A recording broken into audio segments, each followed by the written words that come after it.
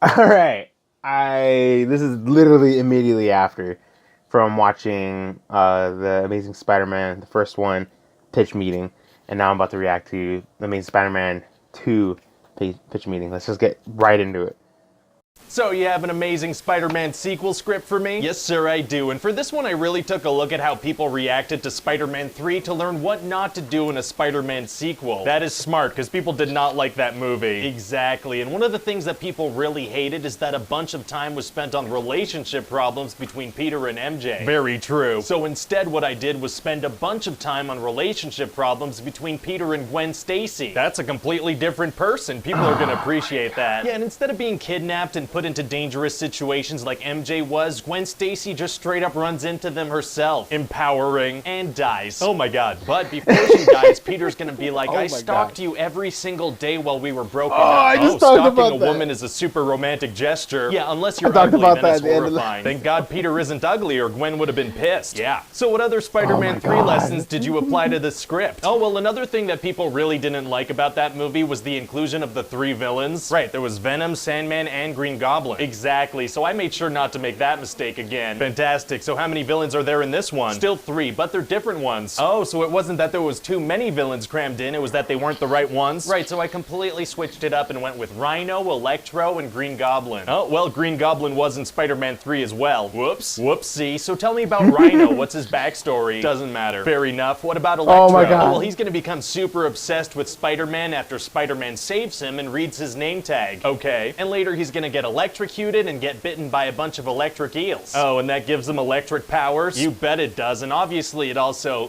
fixes the gap between his teeth. What? Yeah, he's gonna be in a tank full Oh of my eels God, and you're it just gonna see did. his teeth get closer together because of the electricity. Why would that happen though? Well, what are the first things that come to mind when you think of electricity? I guess lightning bolts, eels, right, and also dental didn't work. know- I'll be honest, that's if I in had to my list mind. 5,000 things relating to electricity, I don't think dental work would even make that list. Well, then how do Yeah. you suggest we fix the gap in this guy's teeth? He could just not have a gap in his teeth or continue to have a gap in his teeth? Oh, you sound insane right now. Wait, does the gap in his teeth factor into the plot or something? No. Okay, No. you know what, whatever, let's just move on. So anyway, later he's gonna be in Times Square absorbing a bunch of electricity and something's gonna happen that's really gonna turn him into a villain. Oh, what happens? Well, Spider-Man doesn't immediately remember his name and then he gets jealous when all the screens switch from video of him to video of Spider-Man. That's it. Yeah, and also he has voices in his head now or something. We're not really gonna get into it, but he's evil now. That's all you need to know. Well, okay then. So tell me about Green Goblin. Is it gonna be Norman Osborn or his son Harry? Well, it's gonna be Harry, but his dad is gonna be in the movie a bit. Oh yeah? Yeah, Norman's gonna be on his deathbed like, son, I never imagined dying this way. What way? Well, he explains to Harry that he had this super rare disease that only affects Osborns for some reason. Oh no. Yeah, and also that it started to affect him when he was Harry's age, so he's probably gonna get sick too. I thought he said he never imagined dying this way, but he's been dying this way for 40 years. That's right. Wow, dude's not very good at putting 2 and 2 together. I guess not. So anyway, then Norman's gonna die and Peter's gonna come visit Harry. How come? Well, he's gonna be like, hey old friend, remember how we were childhood best friends? Wait, Peter was best friends with Harry Osborn? Yeah. But pretty much the entire first movie had to do with Oscorp stuff and we never once mentioned he had a personal relationship with Harry Osborn. I guess he forgot about it. Wow, what a horrible memory. So then Harry decides that he needs Spider-Man's blood to cure himself, so he's like, Peter, you took his picture, you must know Spider-Man. Taking somebody's picture doesn't automatically mean you know them. Well listen, I need to move the plot forward, so not everything's gonna make sense. Feels like you should have stuff make sense. Feels like you should have stuff make sense. Oh my It doesn't God. make any sense. Exactly, so we good? I don't know anymore. Perfect, so Peter's gonna be like, let's just give this some time, and Harry's gonna be like, I don't have time. Doesn't he have like 40 years before he dies? Well, I want there to be a sense of urgency here, so we're gonna pretend like it's urgent. If you say so. And what else happens in the movie? We're gonna have Aunt May become a nurse. Oh, where's that story thread gonna go? Nowhere. Wow, well, good for her, I guess. Yeah, that it's didn't not go easy anywhere. to become a nurse. I'm really proud of her. It'd be pretty cool if it factored into the story in a meaningful way. Yeah, but it's not gonna though. Oh well, so what else should I know about the movie? Well, people really liked when Spider-Man cracked jokes in the first movie, so in this one he's gonna prioritize jokes over human life. Oh, he is? Yeah, like he's gonna have an opportunity to stop Rhino, but instead he's gonna crack some jokes and let him continue his rampage for another 5 minutes. Very irresponsible. Oh my And when God, Electro is yeah. going crazy in Times Square, happened, Spider-Man's right. gonna take the time to put on a fireman hat, even though people are about to die. Oh, playing dress up during life and death situations is tight. It's also extra dangerous because for some reason every time there's a major crime in New York, everyone forms a crowd to watch. Wow, the people of New Yeah, York have well, no sense of I didn't self-preservation. get We're that also either. going to They have a would big shit got story out thread of where there. Peter discovers that his father mixed his own DNA in with the Oscorp spiders, and only somebody from his own bloodline could ever get superpowers from them. Really overcomplicating his origin story, huh? Oh, wait till you hear how Peter discovers it. Do tell. He's gonna break his dad's old calculator and find some subway tokens in there. Then he's gonna go to an abandoned subway station and put them in a coin thingy, and then a secret train's gonna come out of the ground, and in that train there's gonna be a message from his dad. Wow, that is a super complicated way of relaying information. Right, Yeah, could've just it left was. him a note. So how does the movie end? Well, Green Goblin's gonna team up with Electro because they both hate Spider-Man. Okay. And Electro has these shorts on that came out of nowhere. He just suddenly had shorts on? How's that possible? Do you want to see a lightning penis? No, I don't. Yeah, me neither. So he has some shorts on now. Yeah, okay, good call. So then they're gonna have a big final fight I don't wanna against get into that Spider-Man. either. Is it gonna be hard for Peter to take on Green Goblin and Electro? No, it's gonna be super easy, barely an inconvenience. Oh, really? Yeah, Green Goblin is only gonna attack after Electro is dead. They're gonna take turns attacking Spider-Man? Right. I thought the whole thing was that they were gonna team up. Yeah, they're gonna team up, individually, one after the other. Pretty awful strategy, but okay. And then Yeah, we're it gonna have was. Harry Osborn in prison, and we're gonna tease his plan for the Sinister Six. Oh, that's exciting. Yeah, and he's gonna arrange to break Rhino out of prison and give him a Rhino outfit. What's that gonna accomplish? Oh, something, I suppose. Wow. Nothing And then at all. Spider-Man's gonna swing a manhole cover at him, and we're gonna cut to the credits. Oh, we're not gonna show how that fight ends? Maybe we'll show it at the beginning of the third movie. Well, assuming people enjoy this one. Hey, if Tobey Maguire got 3 Spider-Man movies, Andrew Garfield's getting at least 3. Yeah, you're probably right.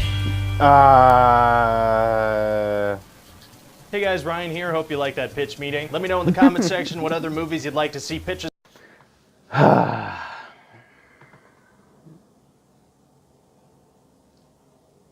Yeah, I wasn't a big fan on how they ended the end of the movie with just that. Especially when Gwen died. Yeah, of course Peter took it hard. And they showed like it was like months went by. He was there visiting Gwen every season of like the year, from summer, spring, winter, like all of them. And I honestly would have had a different ending, because if they would have made a third one, I would have had that the third one would have been when he finally became Spider-Man again. I would have had that the second one would have ended with him he was completely devastated. Like I would have had it that he maybe would hint it, something like that, that he would consider putting on the mask, but not now. Instead, like it made it seem like I said, I understand they wanted to make it seem like it took months, close to, I'm assuming maybe a year, for him to eventually put the mask back on again, become Spider-Man again. But the way they went about it, like it for that time gap to look like it happened only within like 5 minutes, it didn't feel, I honestly feel like they should have ended it with him just mourning, because Gwen dying, that was freaking pretty hard to watch a little bit, honestly, because everyone knew that was coming. Everyone knew that was coming because Gwen died in the comics, and yeah, I wasn't a big fan of the guy that they got to play as Rhino. I wasn't a big fan of that. The Rhino suit wasn't bad. I'm used to more of like a human body, like almost mechanical, because they decided to turn Rhino into like a mechanical being now or something. So I don't know, but yeah, they pointed out a lot of funny good things in there. I enjoyed it. I hope you guys enjoyed my reaction. Until the next video. Bye, guys.